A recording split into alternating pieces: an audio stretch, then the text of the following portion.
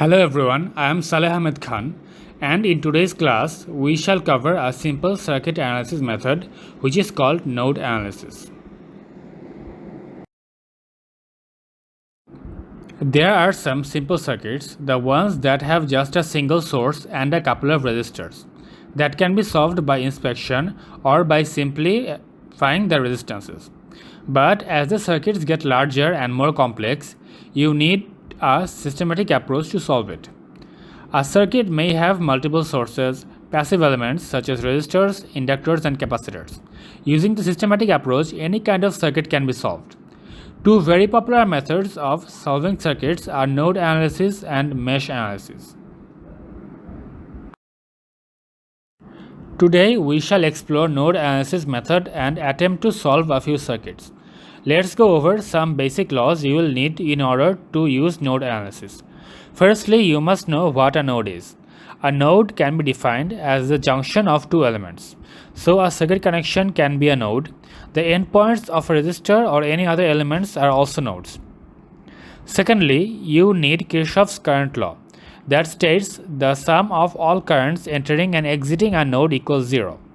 We will primarily use this law to write our node equations. Lastly, you will need Ohm's law to define and calculate the currents in the circuit.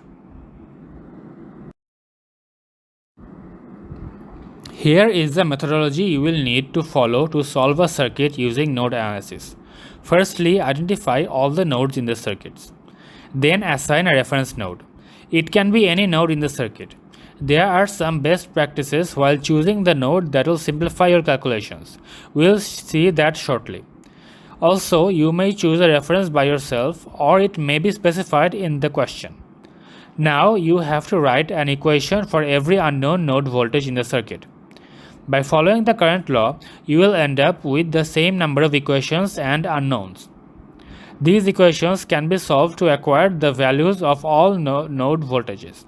If you have one or two unknowns, you can try the conventional methods. If you have three or more, you can go for Cramer's rule. Lastly, we will explore supernodes, an exception to the methodology that you will need to address in some circuit connections. Now let's look at a simple example. Remember that we first need to locate all the nodes. In this circuit there are three. They are marked in the picture. Now we are taking the reference at the negative side of a voltage source. If you have the freedom to choose the reference, always try to set it at the negative end of the voltage source.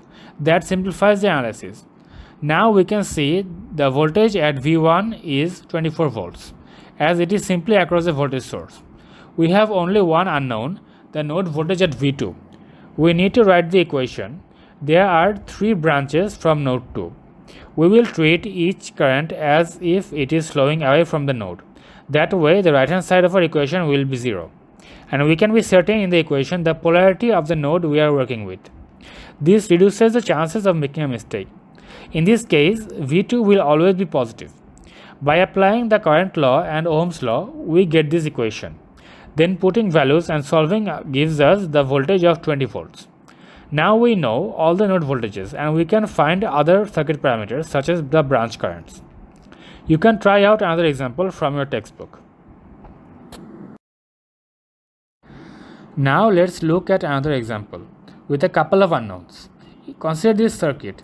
There are two nodes. Therefore, we need to write two sets of equations, like so. The equations are given on the slide. Once simplified, they can be easily solved in the calculator or using the Cramer's rule to find the unknown node voltages and the other circuit parameters.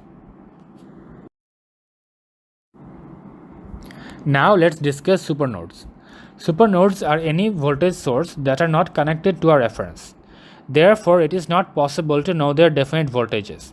This creates a problem as we cannot exactly find out the current flowing through this voltage source, as we don't know the impedance of the voltage source.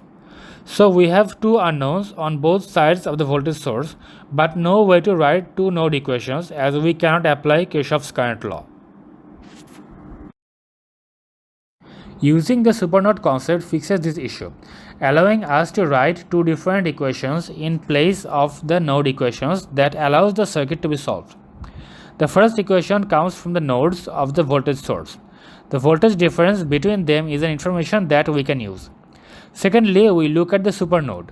We need to consider a short between the voltage source in question and write a huge node equation that combines the nodes we are working with.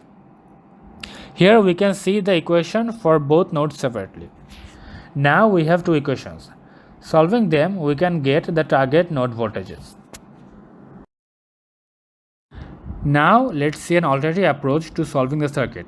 By reassigning the reference to the negative terminal of the voltage source, we can greatly simplify this circuit. As we can now see, we only have a single unknown, and this circuit can be solved as easily as example 1, eliminating the need for a supernode equation.